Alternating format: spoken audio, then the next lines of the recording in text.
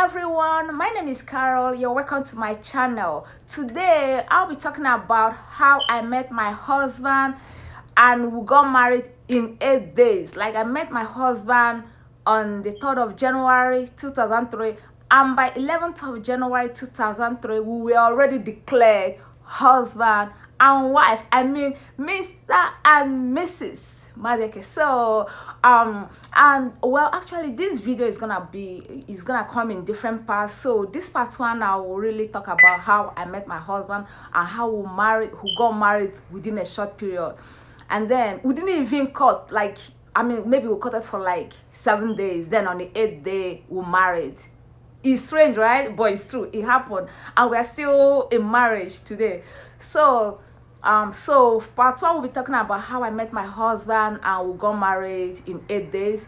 Part two is gonna talk about how I lost my virginity. I'm telling you, I lost my virginity at the age of 26.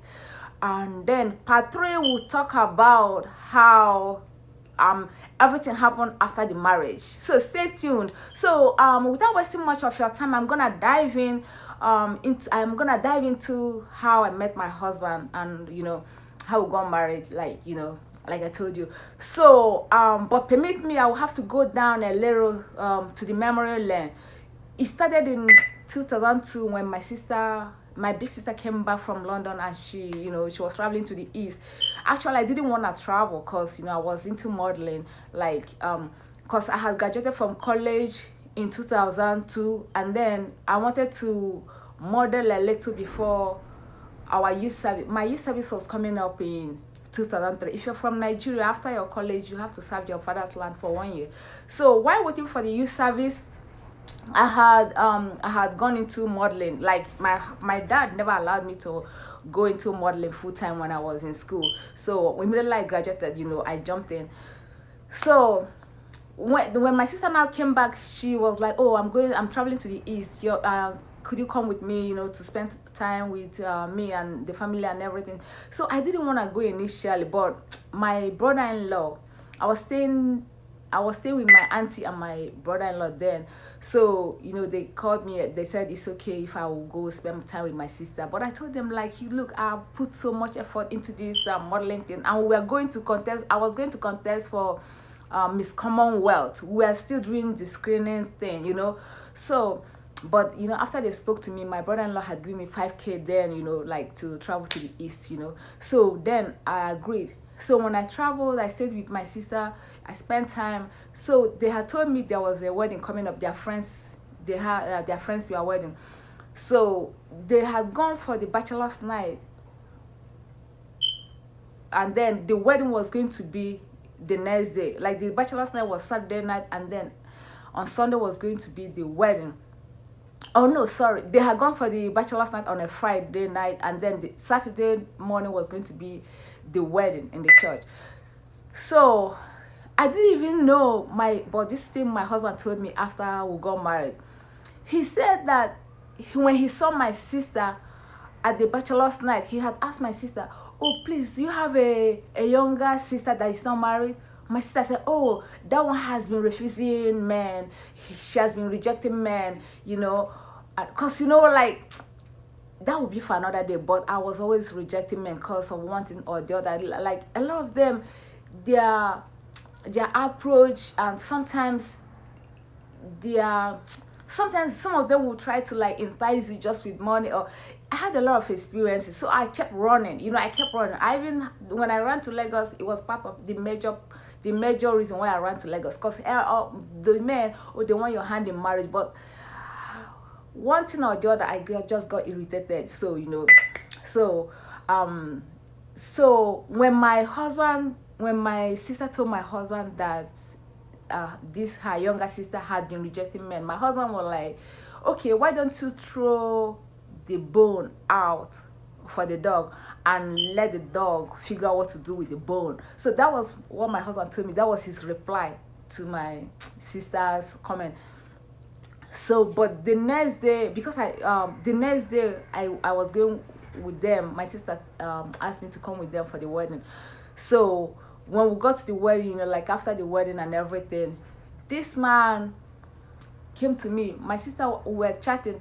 Then my sister went to say hi to the friend.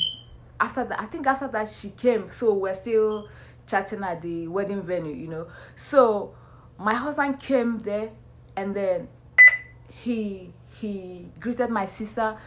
After that, he now greeted me. He now asked, "Oh, how are you? This." I was like, "Oh my God, this man again." So he was like, "Oh, how are you?" I said, "I'm fine." Then oh, so that's your big sister? I said, "Yes." And he said, "Oh, what are you doing now?" I said, I just finished, I just graduated from college.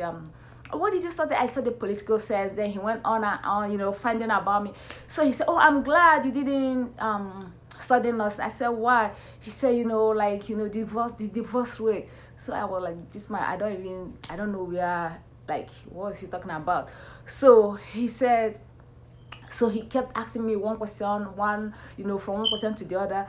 So it wasn't even up to 30 minutes into the conversation. He now said, "Oh, would you, um, um, do I look like somebody you would like to marry?" I said, "Oh no, not again." Like I've been running this man again. So he was like, "Do I look like somebody you would marry?" I said, "Marry?" I said, like, I don't even know anything about you. Like, we just met, like, and he was talking about marriage. I said, no,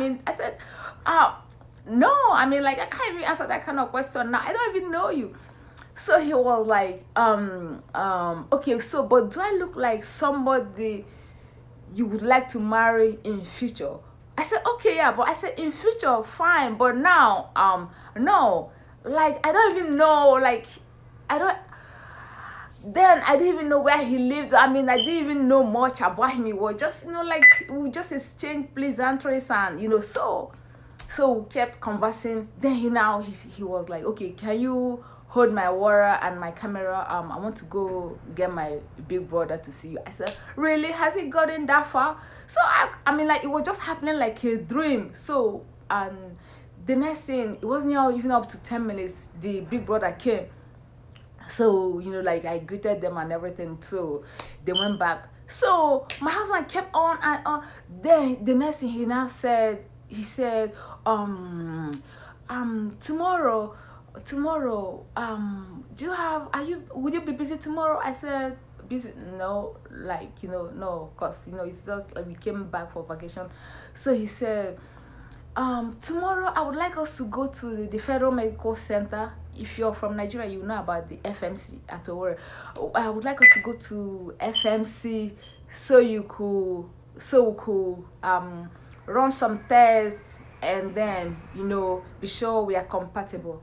I was like, wow, this man is not even, like, really, like, not even wasting time. So, and one thing that really attracted me to him was, other men, they will be like, "Oh, can you meet me in the hotel?